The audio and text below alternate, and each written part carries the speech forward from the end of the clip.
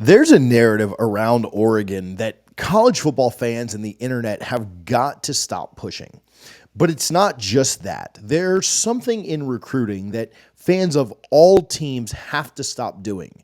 If you're a fan of any college football team, from the team Michigan or Georgia, or teams that have won recent national titles, all the way down to the lowest team in the 134 FBS teams, we have to stop doing this. So let's talk about it here on College Football Addiction. Now, Dan Lanning went on several shows, and he was part of the Big 12 Media Days yesterday. He went on Josh Pate's show, and he said something that he had also said when he was on McAfee. He said other places too, and I'm sure at this point you've heard it, but just in case you haven't, I'll play it for you. I put chapters down below. The clip is exactly 1 minute and 15 seconds, so you can skip ahead if you've already heard it, but just in case you haven't, here's that clip for you. Of what goes into recruiting, even with NIL resources in your back pocket, right, and what it actually takes to land a guy. Yeah, absolutely. Recruiting, it's not one thing. It's 1 + 1 + 1 + 1. It's the evaluation, right? It's the 321 different schools that we hit this offseason, in spring recruiting. It's the 23 satellite camps. It's the phone conversations, the text message threads. It's the relationship building. And all of that's built to have an opportunity to sit at the table, right? To have a seat at the table at the end, to be in that discussion. And then is NIL a part of it? Absolutely. Find a top 10 team that's not a part of their program right now. You better be willing to do it and figuring out ways to do it. And it's a part of our process, but not the only part of our process. So a lot of pieces go together. For a long time, Oregon's been signing elite players, whether it's DeAnthony Thomas or Kayvon. And for a long time, Oregon's been innovative. At one point it was, well, their jerseys are cool, and that's why kids are going. Well, they have great facilities, and what Oregon's done is they've adapted to the times and found out the best way to do things in correlation with an unbelievable staff that works their tail off every day, right? That's on the phones, recruiting, spending time developing relationships, and then a great product that your players brag on. Your best recruiting advocates for you are the players on your team. Now, I want to talk to you guys about something that we all have to do a little bit better, but first, let's talk about Dan Lanning. He's spot on here, and I don't have to recap the entire thing that he said, but man, when we talk about they got this recruit due to NIL or Phil Knight's money, or they've got a billionaire and Nike and this, that, and the other, man, we discount so much of what makes a staff great. And he talked about the satellite camps. He talked about the evaluation. He talked about the scouting. He talked about the hosting them on campus. He talked about the way that they work and the staff that absolutely works their tail off. And does Oregon have money? I mean, there's no elephant on there. We don't have to disguise this. Yes, they do. Does Oregon spend a lot of money? Yes, they do. I don't have the most comprehensive NIL knowledge in the game. I don't have any experience sitting in meetings, but I have had enough conversations with multiple collectives to know how this works. Relationships still matter. I've had NIL collectives tell me, man, we wanted to make an offer to this kid, but we couldn't get him to return our calls because the coach stopped calling him. I've had NIL collectives tell me, man, we want to offer this kid money, but man, he has such a tight relationship. We're doing an okay job, but man, our money doesn't even matter based on the relationship that he has with XYZ college. The product on the field still matters. There are programs that have a crap ton of money and could spend a crap ton of money, and they can't recruit worth a hill of beans because they stink on the field. Development still matters. Listen, kids want to make money in college, and they want to be able to do that.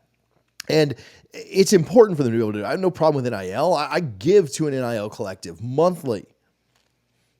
But development still matters. And what they could potentially make down the road means more. You hear guys say that all the time. I remember a recent visit. A kid was leaving his visit and said, yeah, I understand that other colleges are coming after me with bigger NIL deals. I'm not really worried about that. I'm happy with what this college has given me. I'm not going to take more to go somewhere else. I'm more worried about what I'll end up making in the NFL. Now, everybody has money. And are there some kids who make that final decision based on money, or is that the deciding factor when other programs maybe are close? Absolutely. Are there some kids who are just money driven, or some parents and family members and groups around kids that top dollar wins? Absolutely, that's the case. By and large, though, the large part, that's not the case. Everyone's got money. Everyone's willing to spend money, and offers are largely comparable Just because Phil Knight has a lot of money, just because Oregon has a lot of NIL resources, doesn't mean that Phil Knight is offering kids, and I don't have this on authority, right? Nobody's told me this, but it would surprise me if someone who has made billions of dollars was overpaying by 5 and 6 times the amount that other colleges were. I just don't foresee that as legitimate. I don't see that as real. Now, there are exceptions, sure. There's exceptions both ways. There are hometown discounts that come in. Like I told you about the kid who said that he didn't want to take more money elsewhere. You can look it up. His name's Solomon Thomas and find the interview, but said he didn't want to take more money elsewhere because he was comfortable and knew what the development would be like at the school he was currently committed to. But there are also bidding wars, and those happen. But with Oregon specifically, it's a funny narrative to have that they just overpay. But we just had Josh Newberg of On3 Recruits on last week. Oregon doesn't win every battle. They lose battles. We recorded a DJ Pickett video, and we had to trash the part where we pre-recorded him going to the Ducks last week. If you watched that video, thanks for coming back. If you haven't, go check it out. We did one on Oregon recruiting. I'll put that at the end of this video. It looks like Nebraska is in really good position to flip one of Oregon's top targets. It looks like Sharma, the 4-star defensive lineman, just flipped from Oregon to Texas. Oregon fans, I'm not giving you a hard time. I love Dan Lanning, but they're not perfect on the trail. And if it was all money and it was all Phil Knight just going ridiculous, they wouldn't have these losses that we're talking about. Just trying to talk to the people who say that they're only recruiting well because of NIL, I want to let you know that's just not the case. I love what Dan said about, well, it used to be uniforms. It used to be facilities. It used to be this, that, and the other. He went on to say that if they recruited the number 1 class and overpaid everybody by an insane amount, would those guys still be around a couple of years later? Would they be the ones that truly were there for the right reasons and were bought into the program? Would they be the ones that were his best recruiters? He talks about his best recruiters. The best part of that process is the players that are recruiting for him. But if they were just there for the money, would that be what it was? Pate even mentioned, yeah, there have been other recruiting classes recently who went that model. And look how those programs have fallen apart. Now, money's important and money matters. But let's not act like Oregon wasn't a really good recruiting team before all of this. You go back to like 2016 when they were competing for and making the playoffs and they went to the national championship game in 2015. You look at how they started to recruit right after that. They were always recruiting in the top 20, but then right after that, 2017, they were number 19. 2018, they were number 13. 19, they were 7th. 2020, they were 13th. 2021, they were 6th. They did all of that before NIL. Every year, they were one of the top programs in the Pac-12 in recruiting. They fought it out with USC most years. Several years they were ahead. But if you take all that and average it out, you're talking about a top 10-ish to 12-ish class recruiting every year. And guess what? If you recruit top 10 to 12 year after year after year after year, you're going to start winning more. And when you start winning more, now they're recruiting in the top 10 every single year. It's not a crazy jump. It's not a crazy leap. Before they started making the championship, they were always around top 20-ish or maybe even below. But then when you start winning, you elevate and you get better players. When you get better players and you recruit around top 15, you start winning more. When you start winning more with those top 15 players, you recruit a little bit better. You're in the top 10.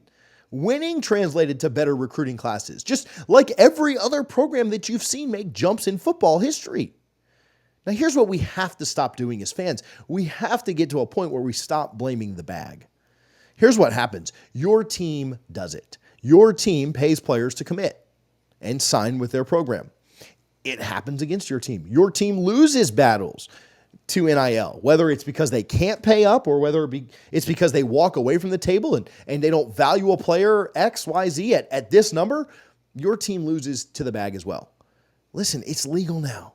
There's no reason to complain about that. There's no reason, oh man, they're doing this. Yeah, of course they are. They should be. If your program's not doing it, you need to contact the people at your program and ask them why they're not willing to play big boy football. Because it is legal now. Oh man, they just went there because of the bag. Well, you wouldn't do that. You work for Yahoo and CBS comes up and offers you double. You're not jumping. I think those are owned by the same people. Maybe I should have said NBC. But you get the idea. It's not changing. It's not going to stop. This is not going away. They might start paying players out of revenue sharing, but NIL collectives are going to exist. Number 5, man, you just sound like a whiner. Number 6, who cares? So what if that's the case? There are your 6 reasons to stop complaining. So what? You sound like a whiner. It's not changing. It's legal. It happens to your team, and guess what? Your team does it too. We've got to stop complaining about this. It is part of college football now. And what's funny to me is that when you lose a battle, when your team loses a battle, and there are legitimate times where your program has been in an NIL battle for a kid, and they value the kid at $500,000, right? And school down the road offers him $600,000. And so your school comes back and says, man, we really don't think he's worth $600,000, but we'll match. We'll give him $600,000. And the school you're fighting against gives him $650,000. And you say, man, we don't think he's worth $600,000. We're not going to up it to $650,000. We're going to stop where we're at and offer him what we offered him. If he picks us, he picks us. If not, no worries. And that kid goes somewhere else. Well, your team didn't lose that battle. They chose to walk away. They chose to get up and walk away from the table. And that's okay. These kids, you're in negotiations. You're trying to build an entire roster. It's okay to lose a battle to the back. But when you win a battle, very rarely do fans get on social media, X, Twitter, Instagram, YouTube, wherever. Very rarely do fans get on there and say, look at our money. Look at what our money just got us. Every other commit that's ever committed in the history of recruiting over the last 3 or 4 years has committed because of money, except for the commits that committed to your program. That's asinine to think of. Stop complaining about Oregon. Stop complaining about NIL. It is legal now. It is what we're doing now. It is the way of the world. I love what Dan Lanning's doing. I love what he's building. He is an incredible, as a guy who is in the Southeast, cheers for a Southeast team. I've never really cared about Oregon too much. They're a fun team to watch. I hope they do great things in the Big Ten this year. But man, stop whining and complaining about Dan Lanning and Oregon and money and Phil Knight, and you look ridiculous. And guess what? If you're part of the upper echelon of college football, if you're part of the USCs and the Washingtons and the teams that are competing out there on the West Coast or here in the Southeast like Georgia and Alabama and Florida State and Florida, and you're complaining about this, your programs are doing the exact same thing. If you're a Georgia Southern fan and you want to complain about Oregon, maybe I'll listen to you a little bit more, right? I'll understand that. I don't know how many recruiting battles you were fighting with Oregon for anyway, but if you want to complain to me, I'm happy to listen. Listen, if you just found our channel, do me a favor, hit the subscribe button. Try to bring you real takes all the time. Try to get you good content, good interviews on here. If you're an Oregon fan and you want a little bit of a catch up on some Oregon recruiting news, you can click the video on the screen right now to check it out.